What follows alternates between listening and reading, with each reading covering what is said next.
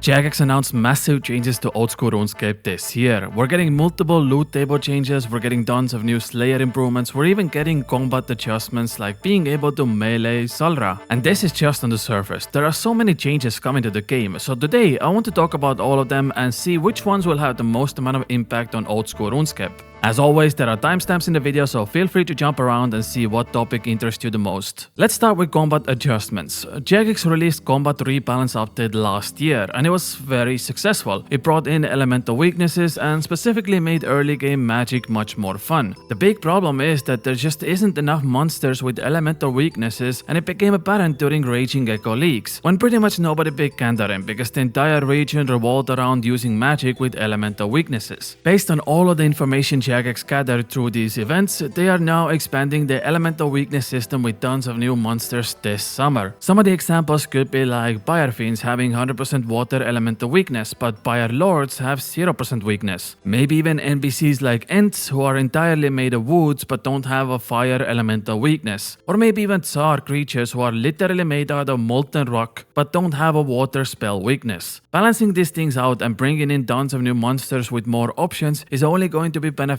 for the game. In majority of places, the elemental weakness isn't even remotely close to best damage per second, but it does give that nice feeling of dealing a lot of damage and having an alternative way of playing. For example, hitting 50s with water spells on fire giants is really nice. It's not the best training method and most people block this Slayer task anyways, but if you're a mid-game Iron Man and want to save up some points, using water spells is absolutely fine here. The overall idea is to add more viability to normal spellbook because currently there are very few places where it's used outside of teleports. This would allow early to mid-game players have more options and dive into all three combat styles rather than just sticking with one style because it's much more superior. But magic isn't the only combat style that's getting adjustments because melee is coming in hot as well, and specifically Halberds. First of all, as soon as this change was announced, the Noxious Halberd went up by 20 million GP in just few minutes. Because I'm not gonna lie, this might make the weapon one of the best in the game, and honestly, I'm all for it. If you already have Noxious Halberd, it's definitely worth keeping for future use, and if you don't have it, this is a good time to get it. The main selling point for Noxious Halberd and every other Halberd is that you'll now be able to attack monsters that you previously weren't capable of. The best example of that is something like Armadillo God Wars. Currently, the closest thing to melee weapon that you can use against Kree is Deku Salamander. In fact, there is even a Grandmaster combat achievement to get 1 KC of Armadillo boss with a Salamander on melee option. But this year, you can whip out your Dragon, Crystal, or even Noxious Halberd and start smacking the bird down. It also happens that Armadillo boss has least amount of resistances against melee stats, so these melee weapons could become a feasible option here. And Armadillo isn't the only one getting buffed by these weapons. Like I mentioned before, a big change is made for Sire. Currently, there is no way to melee this snake, but we got a small taste of that during leaks when that option was turned on. And I guess everyone really liked this aspect of the game, so Jagex is also bringing this to the main game. I am personally looking at weapons like Crystal Halberd and I'm thinking it might actually find some use in the game besides just being a special attack weapon. It already comes from Song of the Elves and Tiran one. It does kinda make sense that this Elven weapon would be good against monsters from the Elfland. Once again, just like with Armadillo, Sire has 0 melee defense, so this new melee method could make a big difference if you don't have a good magic or ranged setup. Also, the main selling point for Noxious Halberd is the special attack. If you don't know what the special attack does, it consumes 50% special attack energy, and if you're poisoned or venomed, it cures that and deals extra damage on your next hit based on how much venom or poison you cured. It doesn't have many uses in game currently, but if you could use this at Sire, it could save you so much money on anti-venom potions while also giving you a nice special attack to use. On top of that, we'll also likely see attack speed changes to all the other Halberds in the game. Currently, the Noxious version is the only Halberd in the game with 5 attack cycle. All the other ones are a bit slower at 7 attack cycles. So the goal is to even all of them out so they all turn into 5 tech weapons, meaning you can attack every 3 seconds instead of 4.2. So I'm excited to see how these combat adjustments are going to shake up the game a little bit to make PVM more dynamic, but also guarantee that it doesn't bring in tons of new best in slot methods. Oh, by the way, before we move on, currently over 75% of my viewers are not subscribed to the channel. So if you want to get the latest up-to-date news about Oldschool Runescape, consider clicking that button so you don't miss out on the next video. Thank you very much. Let's talk about loot table changes. The main goal of this update is to add more variety to loot tables. The example Jagex brought out was the fact that Worms drop 6 million blood runes, Firewatch drop 9 million blood runes, Raids give you 15 million, and Soul Wars dumps out 33 million blood runes every week. That is definitely too many for such a low-level minigame, and Jagex wants to avoid these low-effort activities flooding the game with resources like blood runes. If majority of them come from a low-level minigame like Soul Wars, we end up with situations like this, where the price drops down to 190 GP. But just like Jagex said, the balancing is the key here, and they'll continue to make adjustments to keep things fair and rewarding even for low-level players. The goal isn't to nerf minigames like Soul Wars, but rather than make a more linear progression for loot tables. Jagex wants to alter certain boss loot tables this year where one type of resource is overwhelming compared to the rest of the loot table. And also the opposite of that, where certain NPCs have very lackluster common loot tables, so they will receive a buff. In some cases, adding a small thematic drop to a boss could go a long way in making the encounter more rewarding. These changes should keep the economy balanced while ensuring loot remains meaningful across all content tiers. This means we'll maybe even get a few unique items added this summer to make bossing feel even more rewarding. One thing they didn't mention, but I'm personally hopeful, is the rare drop table that a lot of medium to high level monsters in the game have. Currently the table is a little bit lackluster and feels outdated. So hopefully Jagex takes a look into this as well, and we'll get it updated this year.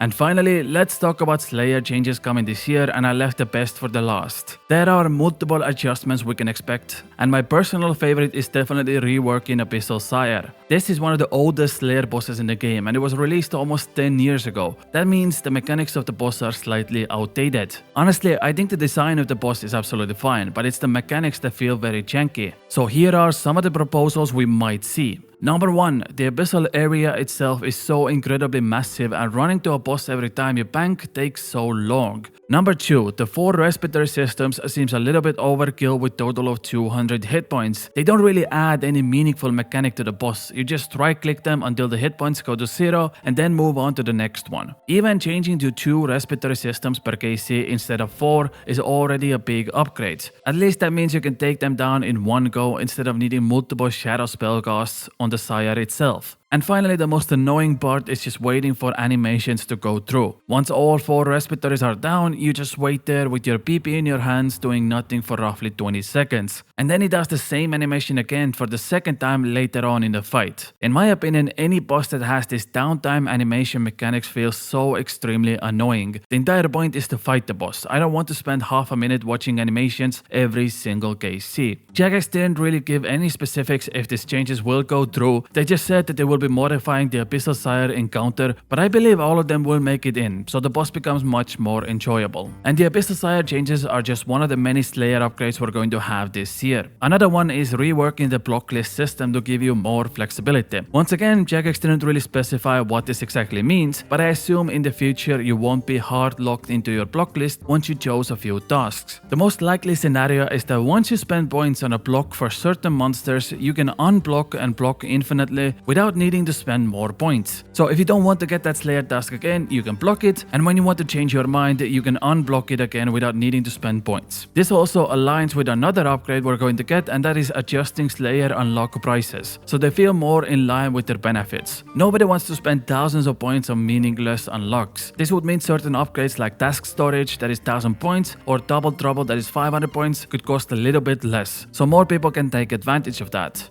So Jagex will take a look at this entire list and balance out the points to make it better for your training Slayer experience. The next upgrade is merging certain monsters into broader categories for better assignments. This could mean things like putting bronze, iron, steel and mithril dragons into one category and calling them metal dragons. That way you can choose which dragons you want to hunt and you're not forced into one type. Or maybe even NPCs like lesser demons, greater demons and black demons under one category. So if you get a demon task, you can do any of these 3 options. It would be nice if something like dust devils and smoke devils would be under one category, so I can choose which ones I want to train my Slayer on. Also, we're going to get a brand new Slayer dungeon this year with the release of Varlamore Part 3. If you complete the final Dawn quest, you will have access to the Custodian Stalker that will be just one of many creatures you can find in the Varlamore Slayer dungeon. This creature drops a new offhand defender that sits between Rune and Dragon Defender and will be available even with 1 defense. So if the other Slayer changes are not that interesting for you, this new dungeon with new creatures will definitely give something awesome to look forward to. And the final Slayer upgrade is making sure tanky monsters reward the effort needed to take them down. Now, I'm not quite certain what that means. I'm assuming that if a Slayer task is longer, that will also start giving you more experience. For example, Thermonuclear Smoke Devil gives you only 240 experience per KC, but something like Araxar gives you 1.7k experience, despite both of them being roughly the same level requirement. The older versions of Slayer bosses give you much less experience than the newer ones, so maybe the idea is to bring those old bosses up to date with the new ones. Or maybe it's just making sure that monsters like Steel Dragons are on par with other creatures of similar level, as they currently are very tanky if you don't have a Dragonbane weapon. And this is all Jagex had to say about Slayer. We'll have to see what Jagex is cooking up with these changes this year.